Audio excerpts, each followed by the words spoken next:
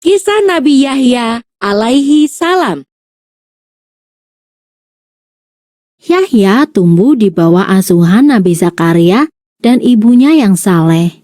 Ia telah menguasai dan memahami kitab Taurat sejak muda.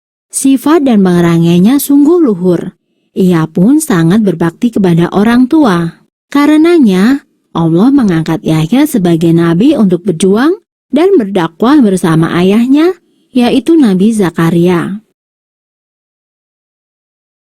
Sementara itu, kaum Bani Israel yang berdiam di Palestina diserang oleh bangsa Romawi. Mereka berhasil dikalahkan dan harus menjadi jajahan bangsa Romawi. Kemudian ditunjuklah Herodes sebagai raja. Ia memerintah dengan sangat kejam dan sewenang-wenang.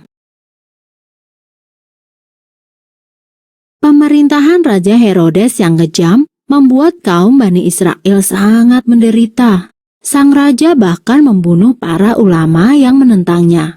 Keadaan ini membuat kaum Bani Israel terpecah. Masing-masing kelompok membentuk aturan dan pemimpin sendiri. Inilah yang menyebabkan munculnya nabi-nabi palsu.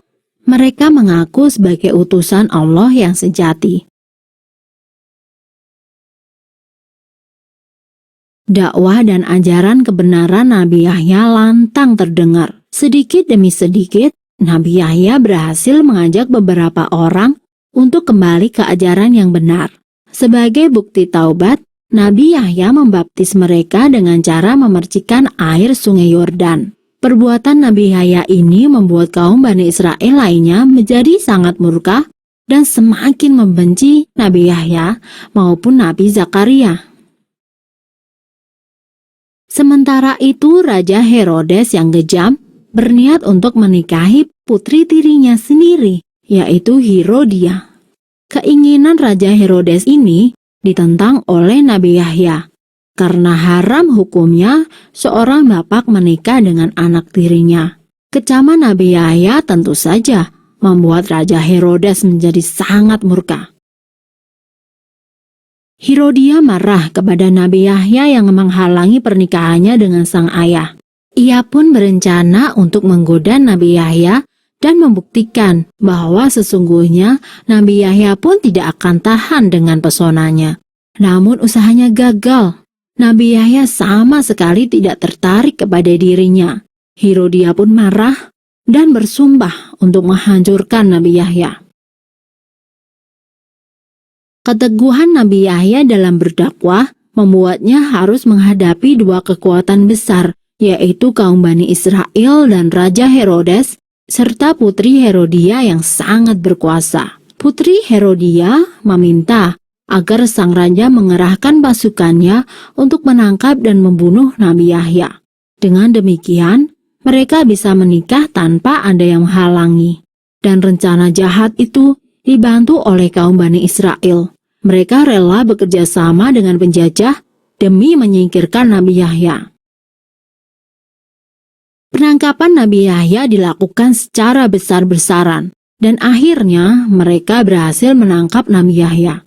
Nabi Yahya pun dibawa ke istana untuk diserahkan kepada Raja Herodes dan putri Herodia. Kematian Nabi Yahya segera tersebar. Meskipun sedih kehilangan putra satu-satunya, Nabi Zakaria tetap melanjutkan dakwahnya. Bagi kaum Bani Israel, halangan mereka masih ada satu, yaitu Nabi Zakaria. Mereka pun berusaha untuk menangkap Nabi Zakaria. Nabi Zakaria berlari dari kejaran prajurit Romawi. Ia kemudian bersembunyi di dalam batang pohon. Iblis yang mengetahui tempat persembunyian Nabi Zakaria segera memberitahu prajurit. Maka ditebanglah pohon itu. Saat pohon itu tumbang, Nabi Zakaria tidak ada di dalamnya.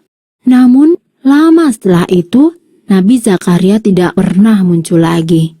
Apa yang mereka lakukan terhadap Nabi Zakaria dan Nabi Yahya sungguh kejam, dan orang-orang yang demikian mendapatkan murka dari Allah.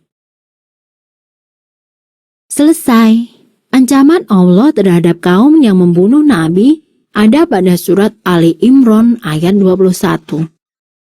Sesungguhnya orang-orang yang kufur kepada perintah Allah dan membunuh nabi-nabi dengan tidak benar dan membunuh orang-orang yang menyerukan keadilan kepada manusia, maka beri ancamlah mereka dengan siksa yang pedih.